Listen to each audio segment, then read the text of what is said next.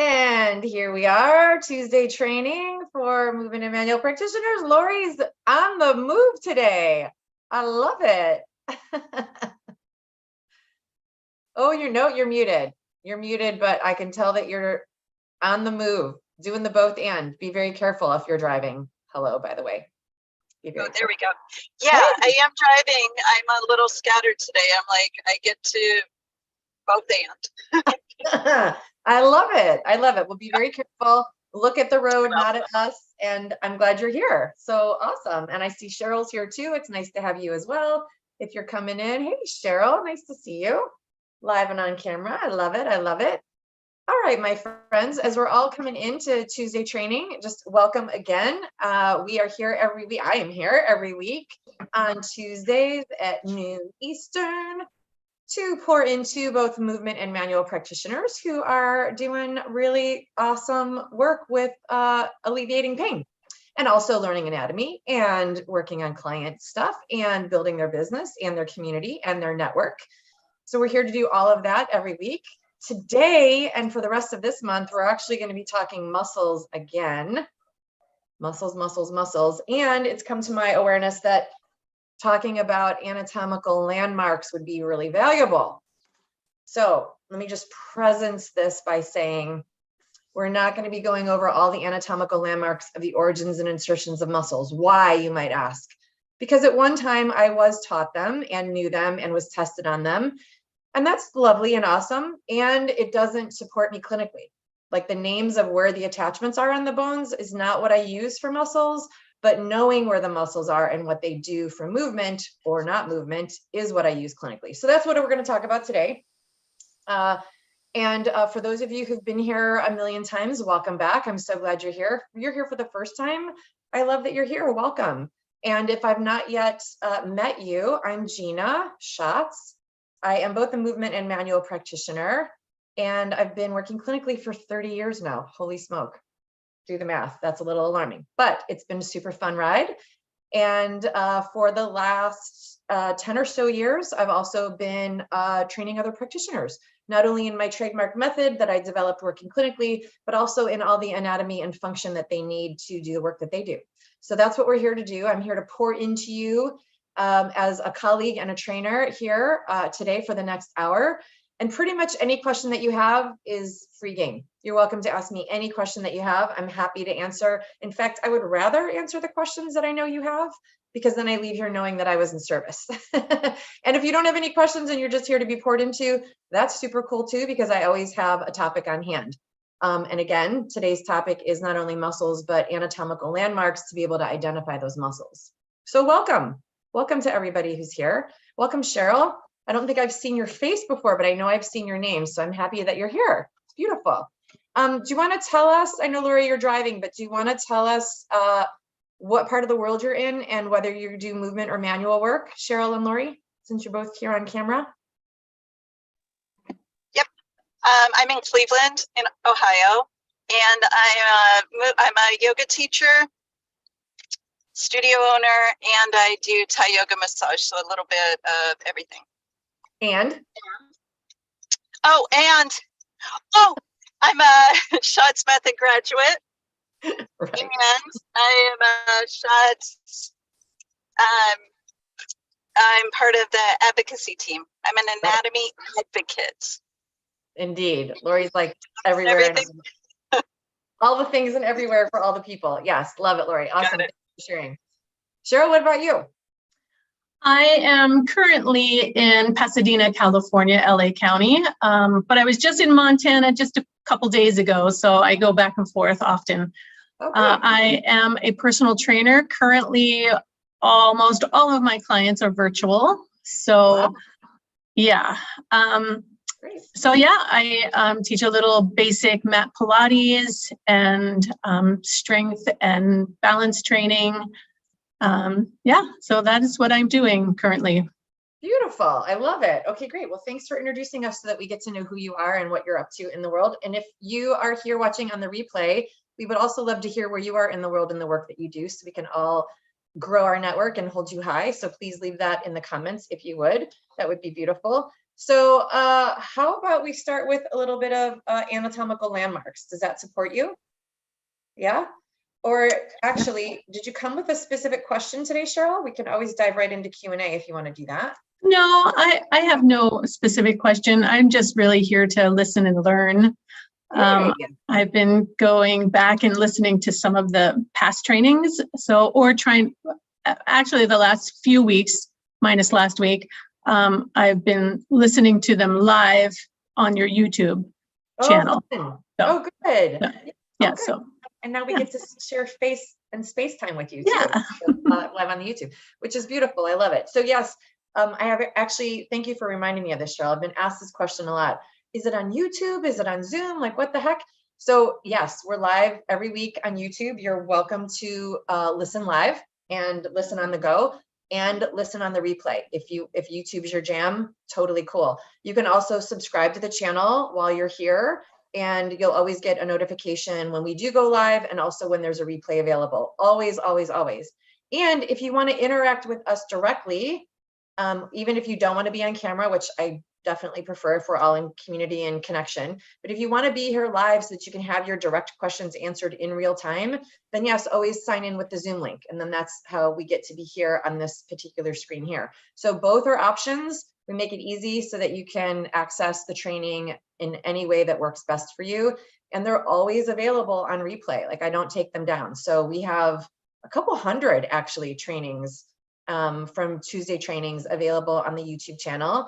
We've been titling them so you can know if you're like talking muscles this week or functional anatomy this week or client case studies, we're going back into the archives and retitling them as we go. So you're welcome at any time to listen back on those replays. And one more bit of data at the risk of overwhelming all of you with data. All of these trainings that are on the YouTube channel, yes, they're on the YouTube channel, accessible, watch them at any time. And they are not the trainings. They are different, I should say, from the trainings in our academy. So we have 200 hours of, more than 200 hours of training and coursework inside the academy with quizzes and CE certificates. And I just want to make sure that that's been made clear because I have had some questions on that. And I get it, content is content and where do you find all the things? So here we are today on YouTube and you're welcome to come in and out, watch on the replays as many times as you want. And let us know what your takeaways are so that we know that I know that the information is landing. Awesome. And welcome, Natasha. I'm glad that you're here too. Okay, beautiful. So Gina, real quick, before you get into it, and you may answer, geez, my face got real close to you. That's okay. You may answer this. And if you do, then I'll just listen. About what we're talking about origin and insertions and muscles. And my question around that is, how important is it to know the exact placement of the origin and insertion on the bone? Yeah, so I love the question. Can you tell me why you're asking the question, by the way? Because I have an answer. Because I'm realizing as I'm learning them that I have a kind of a general idea of where they attach and insert. I know that they're on the bone, but does it matter that it's on the posterior side of the bone or the anterior or I know that when it crosses a joint, it moves it. Like, I'm wondering how important it is to retain that knowledge for like clinical work and in the real world. Yeah, I love this question so much.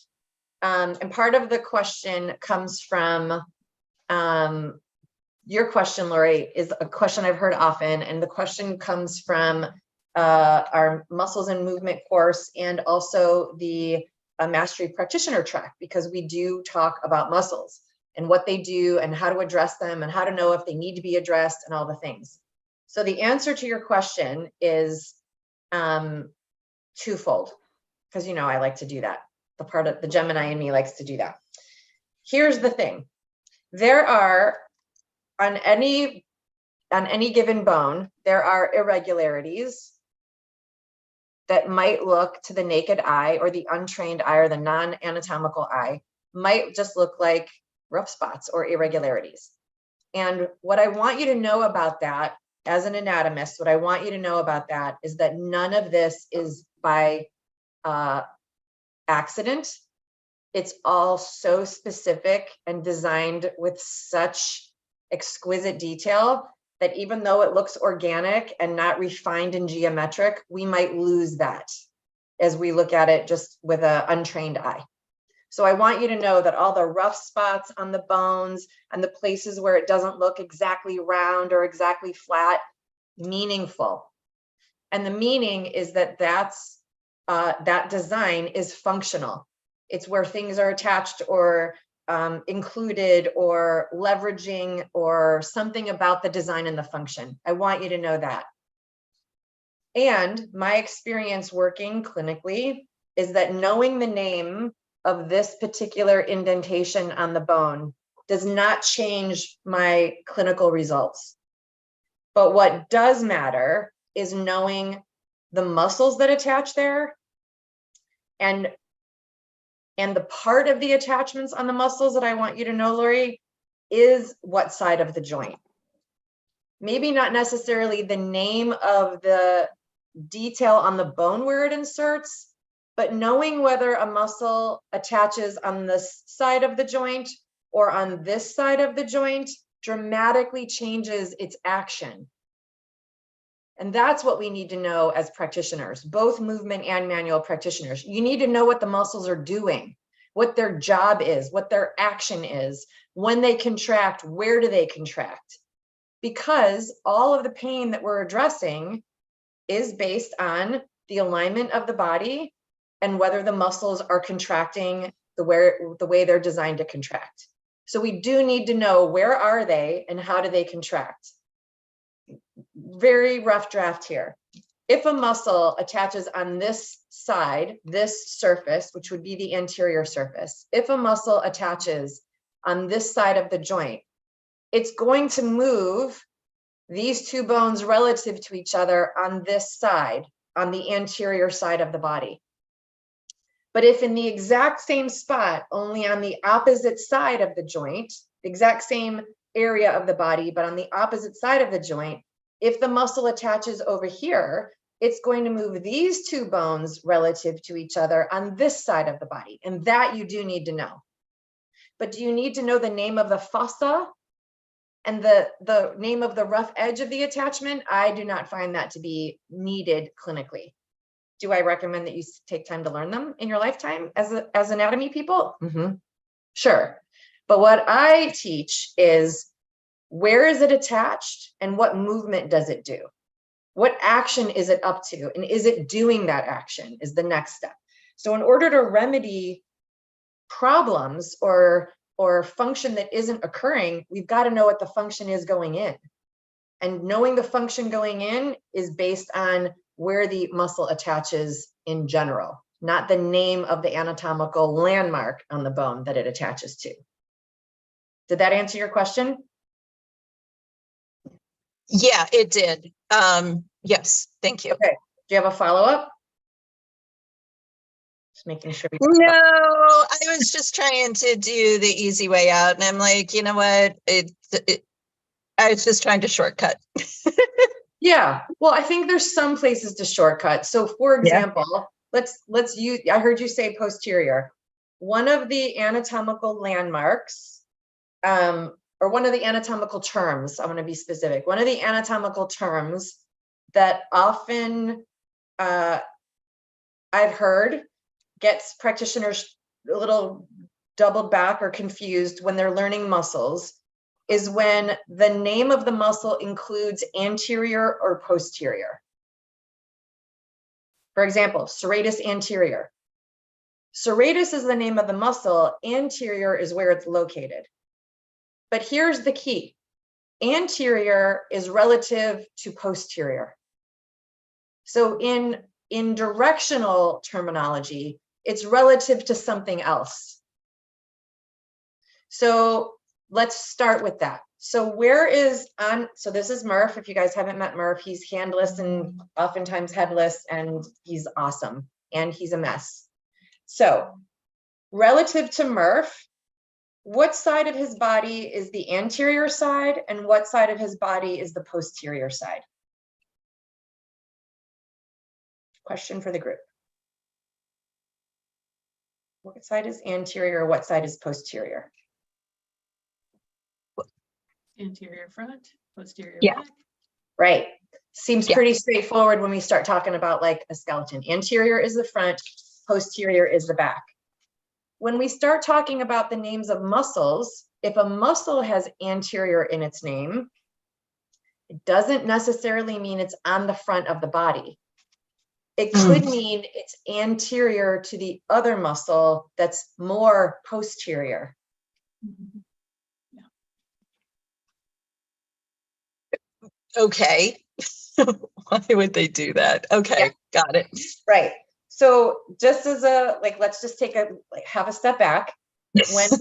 When we learn muscles, we learn bones first, Mhm. and then we learn the names of the muscles and what the names mean, and then we learn the actions that they do, because the names can inform the movement, Mhm. and not understanding the name can confuse the movement. Mhm. So it is like a couple step process, and I always recommend make it easy on yourself, know what you know, and then add something new. Don't like get all of it new and be like, I don't know, what is this? Is it this side? Is it that side? Is it moving? Is it not? Does it contract? What does it do? Because it can be a little bit much. So the bones first, anterior side, posterior side, then the name of the muscle. Any of the Latin that we talk about in the names of muscles can also give us an indication, as we talked earlier, Lori, like where does it attach? What joint does it cross? Mhm. You need to know the joint that the muscle crosses, because that tells you its movement. Right. More than where it attaches. And sometimes there's a place where both of those matter. On the posterior side of the joint, it matters, because that means it's going to move it in over here in this direction, versus on the anterior side, it's going to move it in this direction. And sometimes the name can give that away. Not all muscles are named by where they are or what they do, but when they are named by where they are or what they do, it's super helpful. But they're not all named that way. So again, when we talk about serratus, for example, serratus anterior isn't on the anterior side of the body, but it is anterior relative to serratus posterior, which is further back. Okay. So we still use the terminology of anterior and posterior to let us know whereabouts is this muscle. Okay. Yeah. All right, awesome. So what about the term superior and inferior? What do those mean? Where is superior on the, yeah, above and below. Above and below. Above and below. And again, relative to each other. So you can have superior and inferior both on the top part of the body or the top part of the shoulder. It doesn't mean that superior is the crown and inferior is below the feet. I know he's got feet missing too, but he's lovely. He's just eager to help anyway. He's a mess, like we all are individually needing work. So is Murph. So I'm just going to tighten his legs so he looks a little less weird, because his ego is still intact. So it could be superior is above and inferior is below, and it doesn't mean above the clouds and below the earth. It could, but relative to each other is the key. So for example, we talked about the rotator cuff muscles last week, and we have a muscle above, higher than the spine of the scapula, and a muscle lower than the spine of the scapula. Pretty much in the same place though, even on the same bone. But one is supra and one is infra. Supra, infra, superior, inferior. Anybody remember the names of those muscles? Supraspinatus. Spinatus? That's what yay, Cheryl. That's what I was going to say too. Yeah. Oh, look, Val's on the move too. You guys are all on the move today. I love it. Yeah. So supraspinatus and infraspinatus. So it doesn't mean that one is at the head and the other one's at the foot. It just means one is higher than the other, like superior, crown, higher. Yeah. Or toward the crown is also another way that I was taught what superior means. Anything that's If there's two right on top of each other, even if they're touching each other, the one that's on the very top is the superior to the other one, which is just below it. And they could both be high. They could both, like, this is relatively high in the body. Okay, beautiful, awesome. What about dorsal and ventral? What about those two landmarks? Where are those? What does dorsal mean? What does ventral mean? Dorsal. Got it. I want to say away, like a farther away. Oh, you know what? You just reminded me. From medial. Hold on a minute. You reminded me of another pair of words. We're gonna go over that next.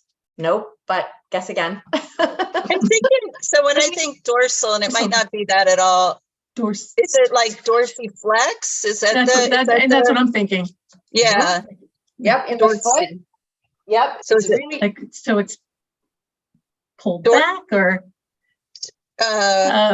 what is it again?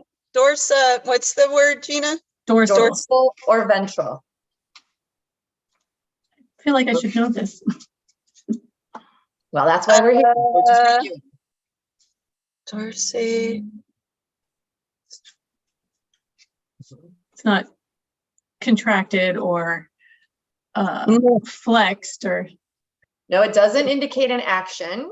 In dorsal and ventral don't indicate actions. They indicate like where, like anterior and posterior. Natasha, the beginning to the foot. Yeah, that's what I was just going to ask. Are we in the right areas at the foot? So that's why we're bringing this up. So we've heard those of you who guessed foot, you've heard dorsiflex, right? So if Murph's foot was attached and he can't dorsiflex because of this pin that's connecting his foot to his ankle, but you've heard of dorsiflexion, which is when the toes, yeah, exactly, when the toes pull up towards the knee. Oh, look, I'm doing it. No wonder he's a mess because I pushed the limits. So dorsiflex, if this is the ground, dorsiflex is when you pull your toes up towards your knee. We would know that as an Achilles stretch. But the ankle is dorsiflexed, meaning the dorsal side of the foot is flexing. Yep, it's flexing. Yeah, so think about dorsal fin. Yeah, so it doesn't have to be the foot. We're just saying it's the foot. Yeah, it's like posterior and anterior. It's not the chest or the rib cage. It's got it. Okay. So we often hear dorsal when it comes to the foot, but dorsal and ventral also apply to the body. Dorsal is like the dorsal fin on the back of the spine. How does that relate to dorsal in the foot, like dorsiflexion? This would be the ventral side of the body and the dorsal side of the body. What? Right. So it can get a little, I'll just put it there. But what I like to think about with the foot is dorsiflexion and plantar flexion, right? On the balls of the foot, right? On, heels lifted. So I tend to, and I've often heard, dorsal and plantar more than dorsal and ventral, but they still exist. So if you hear ventral, you got to know what that is. Here's how I do that. I don't even always, at first, especially when I was learning ankle, I don't even always remember that this is the dorsal side of the foot, but I know that plantar means foot. So plantar means foot, that's the bottom, and the opposite would be dorsal. And then I go into the action. So if this side of the foot is where the action's happening, that's plantar flexion. If the top side of the foot is where the action's happening, that's dorsiflexion. So I got to know the names first, the terminology of dorsal and plantar, to then identify the action at the joint.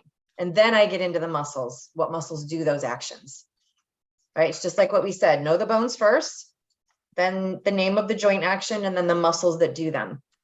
And the muscles that do them would also be relative to the joint that it crosses. So here, let's take it one step further. If I'm in dorsiflexion, toes towards knees, which is actually an ankle action, a joint action in the ankle. If the toes are moving up towards the knee, then I know that the muscles that do dorsiflexion are on this side of the foot and lower leg. They're not on the opposite side, because the side that the muscles attach to is where the action is, which takes us back to your initial question, Lori. Do I need to know the actual point on the foot where they insert, or do I need to know what side of the foot they're on and gauge their action and whether they're doing the action or not?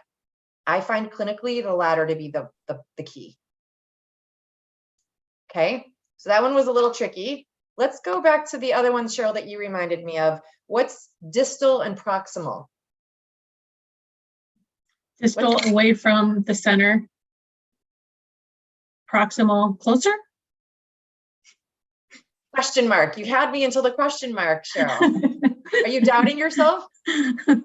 Yes. Yeah. Valerie, do you have it? I saw you talking. Oh, she's frozen now. Oh, Valerie, you're muted. Can you come off me? Oh, she's driving. This is risky. Proximal and distal. Distal is way away from the center, away from the medial, the center. Right. Proximal is closer. Exactly. I say that affirmatively. Good. Yes. Excellent. So proximal, if we're talking about the arm, on this appendage, proximal would be closest to the axis and distal would be furthest away from the axis. Distal would be the fingertips, proximal would be the top of the humerus or even the elbow. The elbow is proximal to the fingers and wrist. The hand is distal to the elbow and shoulders, relative to the axis. So it's relative to the axis of, not this axis, it is that axis, our spine. Axial skeleton. Axial skeleton.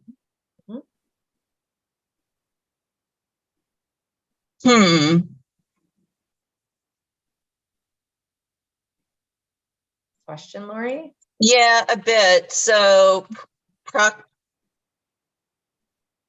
distal is further away. So if I have my hand down alongside my body, yep, my hands, my fingertips are further away from my axial skeleton. Okay, got it. You got it? Yeah. Okay, great. And those terms, proximal and distal, are valuable, mostly valuable, I've found, with writing notes to yourself, right? Like in your client notes.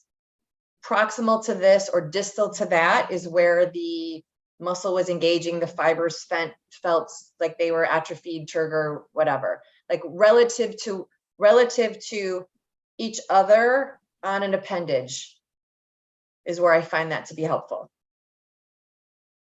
I don't need to necessarily say, well, the distal side of the appendicular skeleton on the right side. I could just say hand.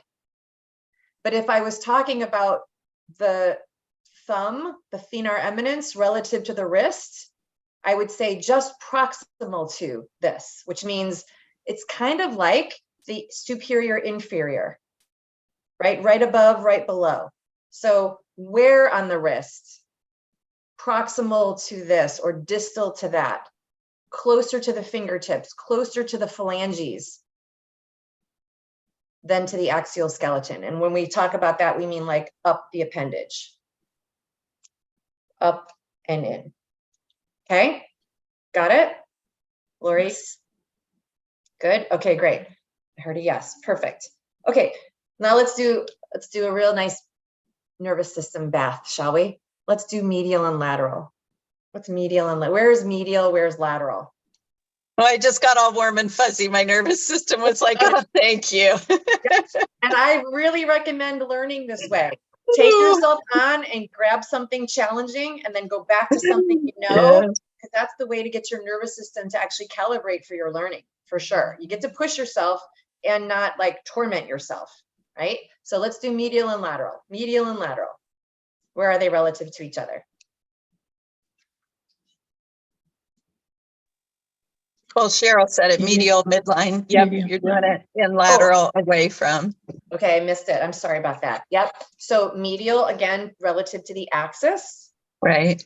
Lateral, away from the axis. Midline, away. Midline, medial. lateral away.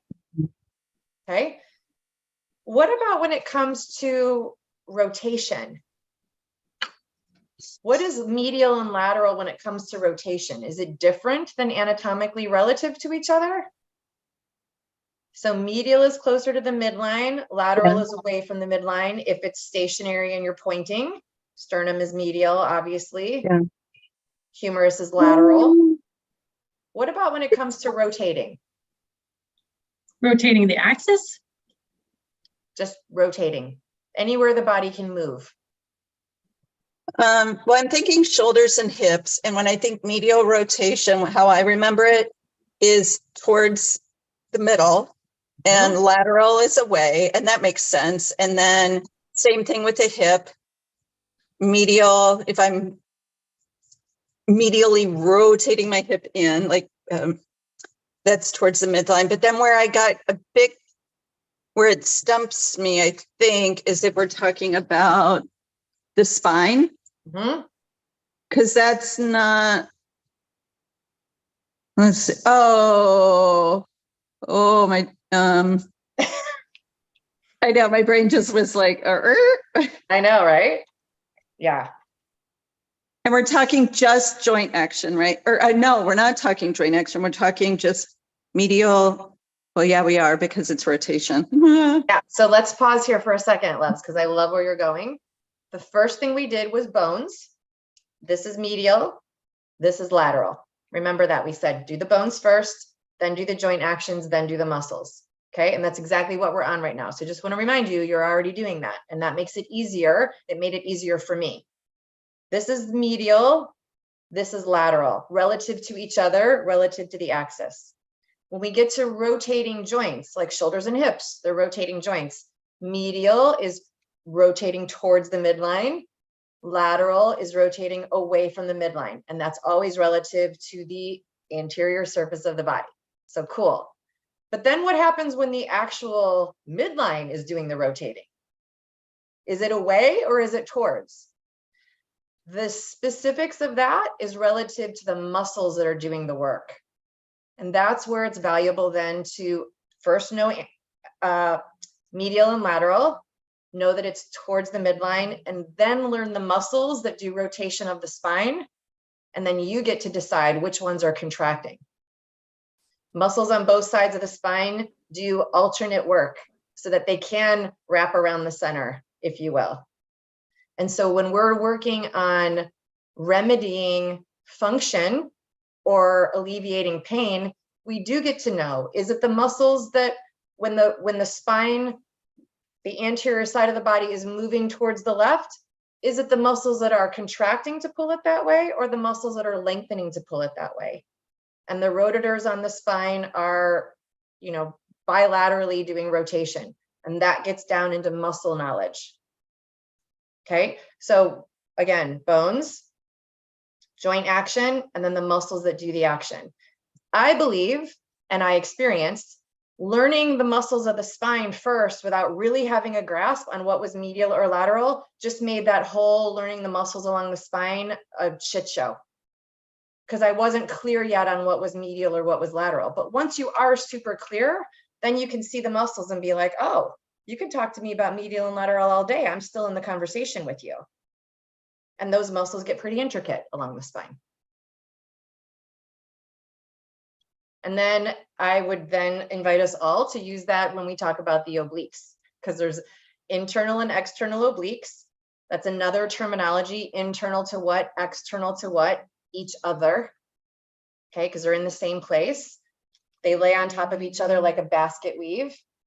And they are both working simultaneously whenever you have oblique action, because they lay on top of each other and they're directional and their insertion points. You can't be just contracting one and not the other.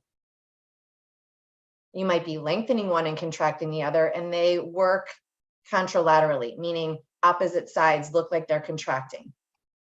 I wouldn't learn obliques first before I learned medial and lateral and rotation in the joints, and then understood the spine. And in fact, that is how I learned it. I went back to learn the obliques after I learned the spine, so I can see the rotation happening along the vertebral column. And then I went back to obliques and I was like, oh, now I get it. Before that, it just kept missing. It just kept missing. It was the part of the class I just didn't catch until I really had rotation at the spine under wraps. Then I could come back and learn obliques. And it was all relative to my understanding of medial and lateral. Okay, is this making sense for you guys? Is this supporting you in muscle action, Lori? Yeah, so with refreshing my memory. Mhm. So with rotation of the spine, what do I want to say? The muscle, if we're rotating, one part of it will be contracting, say, medially, and the other side will be lengthening laterally. No, I wouldn't. No. Hear the confusion. I wouldn't use medial and lateral rotation when it comes to the action of the spine. Okay. But if I'm twisting, so in yoga terms, we call it twisting, personal training, we can also call it twisting, any movement, right? Twisting can be a thing. If we are twisting to the right, which means the anterior side of the body is now looking to the right. That can only be true, though, by the way, if the pelvis is stationary. Right. Right. Otherwise, the whole body is turning to the right and there is no rotation in the spine itself, which is also valuable to know, right? How can you check the muscles on the spine if the torso is doing all the moving from the hips? Because the hips can rotate. Let me just pause here because I realized I added an extra concept. I can't get it to happen on Murph because he's bolted. But if we're really talking about rotation of the spine, the pelvis stays stationary and the spine rotates inside that stationary base. But we can often misread rotator muscles, muscles that do rotation along the spine, because we can look like we're rotating, but really what we're doing is moving in here in the ball and socket joint of the pelvis, and the whole body can be turning and rotating on top of this femoral head. You see? And then the spine isn't really doing any twisting or rotating. It's a hip, it's an overdone hip action, which means we're bypassing these muscles that we need to, you know, have healthy too along the spine. So I wouldn't use lateral rotation of the spine or medial rotation of the spine, but I would want to know what direction we're turning, and I would want to make sure it's happening in the muscles along the spine and not down in the pelvis, not down in this joint here.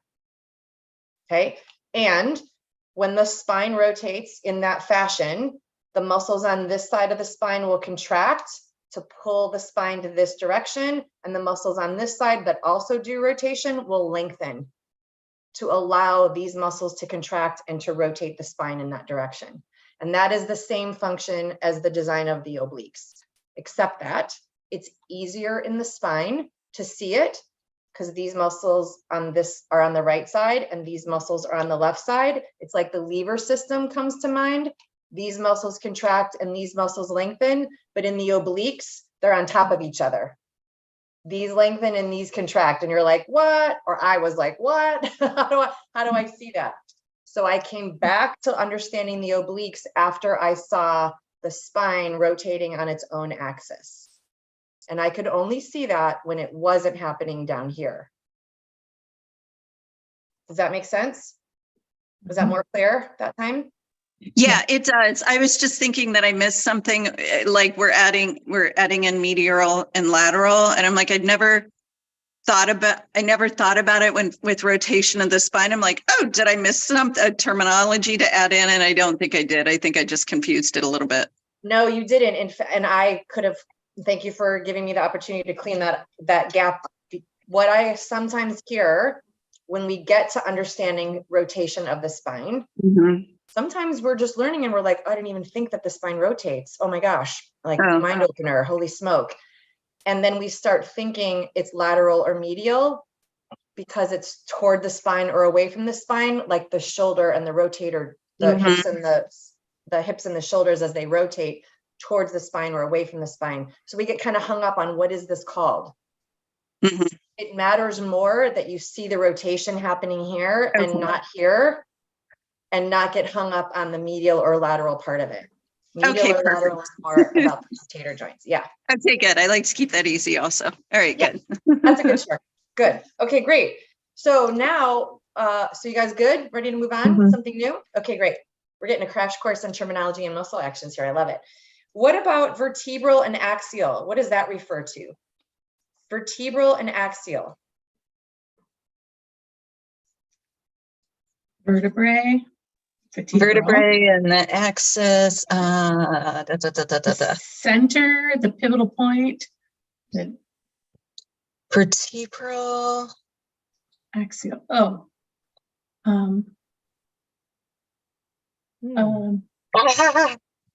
How you move on the axis, how you move from the center point, right? Which can be transverse, right? I mean, it can be lots of different ways. I don't know if we're talking about the movement or the joint or the Well, that's skeletal. why we're bringing it up, because it's one of those like, oh, I thought I knew what I knew until I don't know what I know now. Yeah. right. I love where you guys are going, by the way. Yes, axial is midline, axial skeleton. Yes. And it's used again in another place, in another situation, and it trips people up. And I understand why. When we talk about, go ahead, Lori, what? Is it the, is it, all right, I'm just going to throw this out here. I might be wrong. I'm going to channel Val because I love Val because she'll throw it out there and she's like, I don't care if it's wrong. I'm just going to throw it out there. So I'm channeling you, Val. Is it the vertebrae, like vertebral is like you have your thumb on it. Yeah. Is it that? And then on the inside is axial of the vertebrae of the spine? No. Okay. But I like the guess. I like the guess. I'll tell you, as soon as you hear this, you'll never forget it. Axial is armpit. What? How? Who decided that was armpit? What the freak? Axial is axial skeleton. Everybody knows that. That was my internal dialogue when I learned this. I was like, what? So unless we know that, though, when we start hearing vertebral versus axial, we're still stuck on vertebral, axial. Axial, vertebral. How are there two differences? There are. And that matters when you start talking about, go ahead, Cheryl.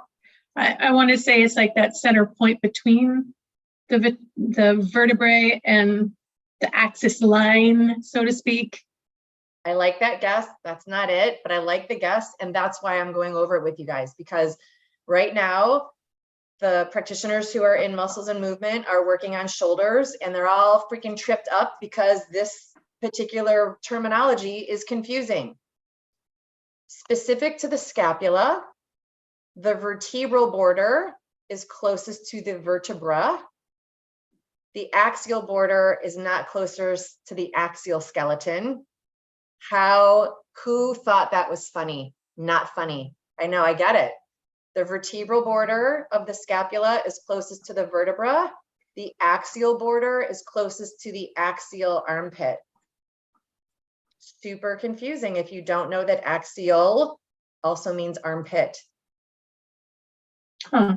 I know, not funny. I know, I see you guys are all like winds out of your sails. Like, what the freak? I know. Got it. So that's just specific to the scapula, that terminology. Got it. Okay. All right. And and sometimes it's vertebral side. Often it's vertebral border versus axial side or axial border. And if you're learning shoulders, which can already be a joyride, and you're thinking axial on the scapula means axial, like axial skeleton, then you're not in the conversation anymore, because you're here when they're asking you to look over here for attachment points. A lot of the attachment points on scapular muscles are on the axial border. They all insert over here, right? To get the shoulder to move. It can leave you out of the conversation, unfortunately. But now you're in it. Now you know.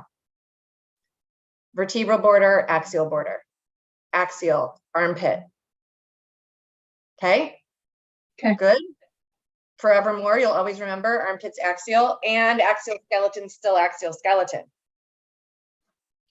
All right. I got one more for you. What does costal mean? What does costal mean? What does costal mean? Remember this. Valerie, I see you talking and you're muted. Unmute. Let's hear you. That's the camera. Try the mute button. She's flipping. She's on an iPad. Valerie.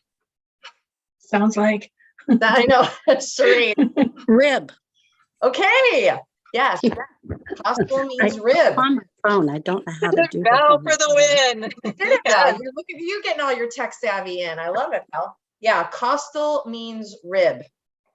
Intercostals are muscles in between. In between. Yep, exactly. Costal cartilage is cartilage that attaches the ribs to either the sternum or the spine. I think that's true, but it's cartilage around the ribs.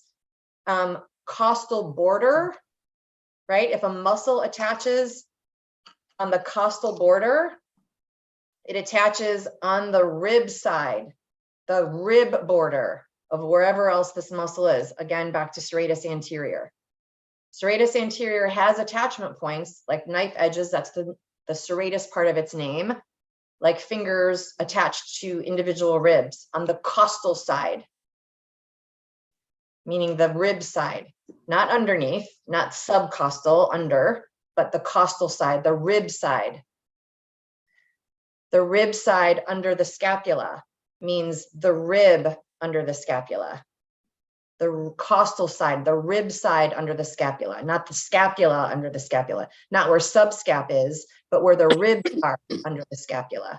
Costal, ribs, every time.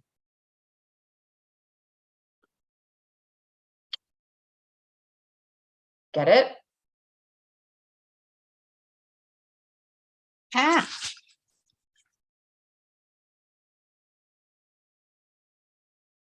Oops. I thought Valerie had a question, but now she's frozen. She'll come back. I lost you. Oh, no, we can hear There I you. am. Okay. Yeah. There we are. Question, Bill? Uh, Did you have a No, question? I lost us. Okay. Okay, awesome. So one of the, so how are we doing on costal? We good? We recognize that's ribs?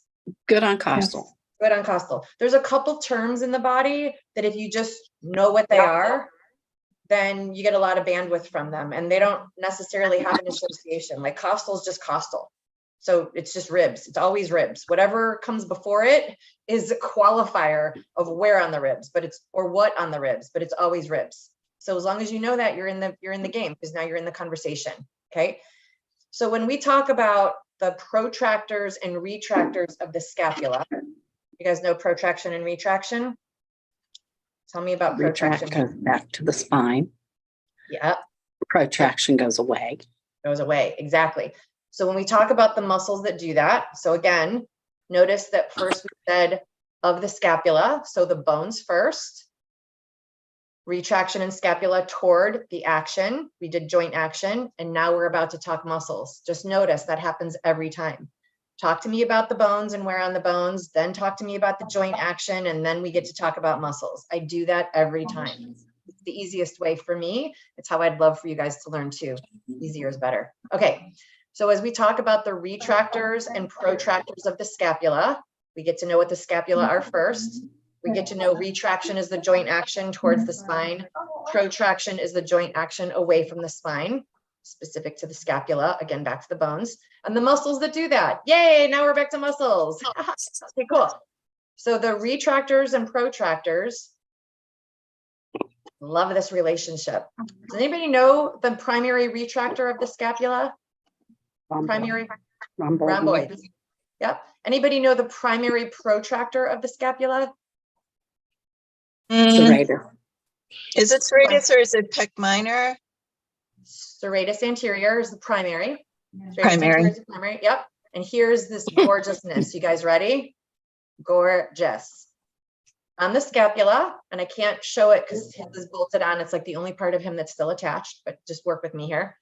So they both attach on the scapula.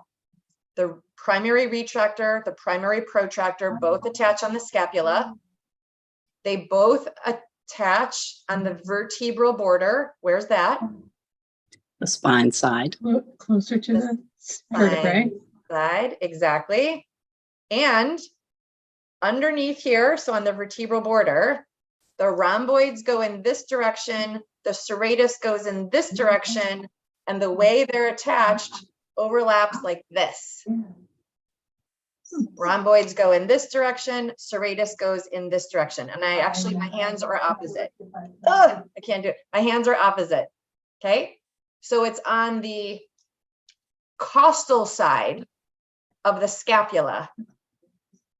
Costal side, the rib side of the scapula, on the vertebral border. The rib side of the scapula, not out here, not where my hands are, the costal side of the vertebra, the costal side of the scapula on the vertebral border is where that magic connection happens. For the rhomboids, Tina, or both? The serratus and the rhomboids look like Oh, this. both. But their insertion, their origins are somewhere else. They both attach there. So again, origins and insertions are both attachments. One of them has an origin, one of them has an insertion. Attachments, we're going with attachments. Okay, And attachments. They both attach at the same place, which is right here on the costal side, the rib side. And when the retractors contract, they move the scapula here. And when the protractors contract underneath, they pull the scapula here. Protract, retract. And all of that happens under the scapula where I can't get my hand under, the costal side of the scapula. Cool, right? Yeah. When you know the names of the bones and you know the joint actions, then you can identify where the muscles are. Now, yes, back to your very original question, Lori. Do I want you to know the exact? Val, can you mute? No, mute. Mute. Sure. I'm going to mute her. There we go. There we go. Thank you. So, do I need you to know the exact name of the ridges on all of the parts of the scapula? Not as much as I want you to know where on the scapula, because that'll inform the movement that the muscle is meant to make. Okay. So we just brought it full circle. I love how that Full happened. circle. Yeah. Beautiful. That's good. Okay, loves. So how do you feel? How was your crash course on terminology relative to muscle movement? It's good. Feeling good? That's good. Yeah. Yep, feeling good. Excellent. Thank you. Synergist for Natasha has a question. What's your question, Natasha? Are there synergists for the serratus anterior? Yes, every muscle has a synergist. Every skeletal muscle has a synergist. You guys know what synergist? Yeah, I was asking, what are they? Oh, Yeah, well, it's a helper. The synergists are the helper bees, and I don't have it. I don't have it on the top of my head what that helper bee would be. Although, yes, you do. yeah, I was like, wait a minute. The pec? Oh, would it be like? Oh, yeah, I know. I've got a question. I'm going to be like Sharon, like question mark, because I'm right. not entirely.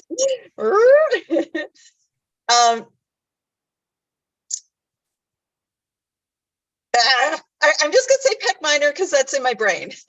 Okay. And Natasha, what was your guess? I was going to say something similar, pec minor. Yep, pec minor. Really important to distinguish pec minor from pec major, you guys. Super important. Super important. One of them moves the scapula, the other one moves the shoulder. You got to know the difference between them. Same like glutes. When we just rattle off glutes, I'm like, cool, which one?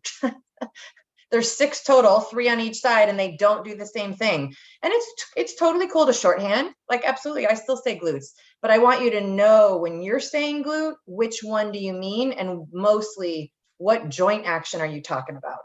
Because again, our role here as movement and manual practitioners is to restore function, because that's how there will be no pain. So you got to know what the function is. You got to know what the action is that muscle takes to be able to restore it. And the action that glute max takes is not the same as the action that glute med takes. So you got to know the difference. But you can still say glutes as long as you know which one you're talking about. Val? What, unless I missed it, what part would serratus posterior superior? To me, that also moves the scapula. And I release that with a lot of the tightness, but it's like, is it synergistic to the mid traps, or would that be more synergistic to rhomboid? Super easy way for us to distinguish this.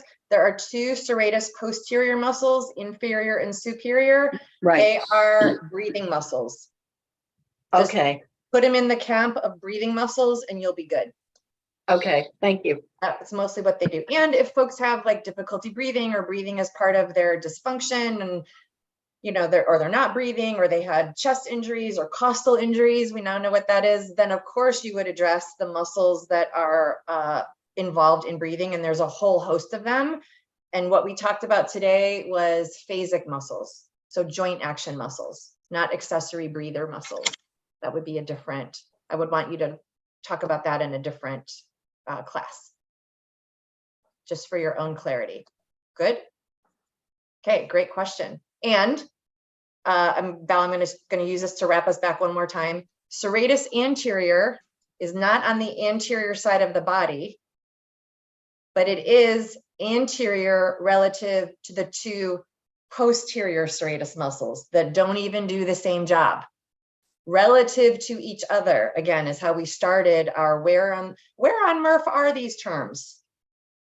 Anterior and posterior and relative to each other. Inferior and superior, or just relative to each other. Inferior, superior, inferior. Okay, so just know the terms and then start put pin in the tail on the donkey. Super fun, you guys. I love doing a little interactive Q&A and IDing the body. I loved it. So what did we say were the synergists for Natasha for the serratus anterior? You named it. What is? Oh, pec minor. Mm-hmm. Oh, okay. Oh, we got that for the win. Yay, Cheryl, we got it. Nice The next job. time, yeah, next time we get to say it without the question mark. There you Right. go. And knowing the distinction between pec major, which is what I was emphasizing. I want you guys to know the difference between pec minor and pec major, just like glute max and glute med and min. Okay. Yep. All right, my lovelies. It was so fun to pour into you today. Thank you so much for your contribution. If you're watching on the replay, let us know what your takeaways were, or just give me a hand wave in the comments. That would be awesome. And I'll see you again next week to pour into you a little bit more. Noon Eastern on Tuesday. All right.